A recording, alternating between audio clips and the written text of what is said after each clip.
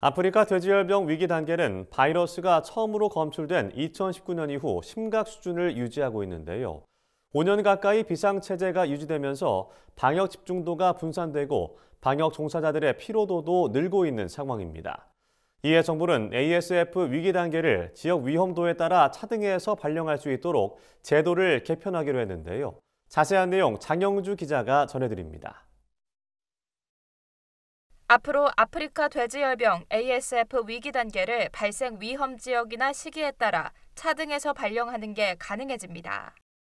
ASF 위기 단계는 주변국에서 ASF가 발생했을 경우 관심, 국내에서 의심 사례가 나온 경우 주의, 국내에서 확진이 발생했을 때 심각 등 3단계로 구분됩니다.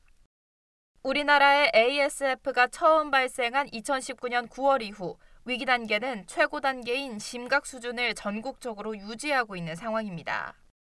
하지만 최근 국내 양돈 농장에서는 ASF가 지역 간 확산 없이 농장 단위로 개별 발생하는 양상을 보이고 있습니다. 야생 멧돼지에서의 바이러스 검출은 기존 검출이 많았던 경기 강원과 충북에서의 건수가 급감하는 반면 경북 지역에서는 집중적으로 검출되는 추세입니다. 이에 농림축산식품부는 집중적인 방역관리와 방역 관련 종사자들의 업무 피로도를 해소하기 위해 위기 단계 발령 체계를 개편하기로 했다고 설명했습니다. 지자체라든지 이런 방역대책본부 근무자들이 24시간 이제 근무 체계를 유지를 해왔고요.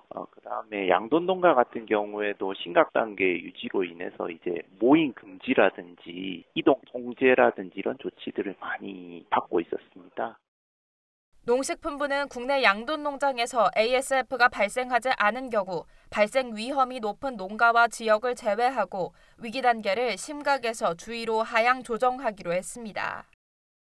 심각 단계를 유지하는 지역은 최근 3년간 양돈 농장에서 돼지 열병이 발생한 경기, 파주, 김포 등 13개 지역입니다. 아울러 경기 연천과 충북 제천 등 아프리카 돼지 열병 감염 주 원인인 야생 멧돼지 검출 지역에 대해서는 심각 단계를 그대로 유지합니다. 다만 심각 단계 지역이더라도 3년 이상 농장 발생 사례가 없거나 야생 멧돼지 방역 지역에 대한 이동 제한 등 방역 조치가 해제된 시구는 주의로 하향 조정할 수 있도록 했습니다.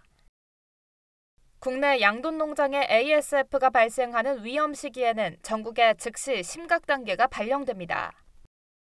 발생 지역에 대한 이동 제한 등 방역 조치가 완전히 해제되면 위기 단계는 평시 체계로 다시 재조정됩니다. 그렇죠. 다시 농장에 발생하면 이게 다른 지역으로 확산될 농장을 타고 이제 다른 지역으로 확산될 위험성이 있기 때문에요.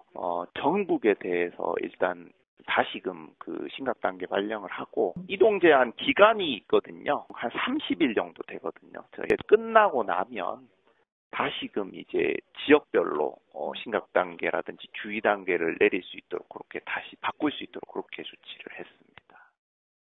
농식품부 관계자는 이번 위기 단계 발령 요건 개편을 통해 위험 시기나 지역에 보다 선제적으로 집중적인 방역 조치를 할 수 있도록 하겠다고 강조했습니다.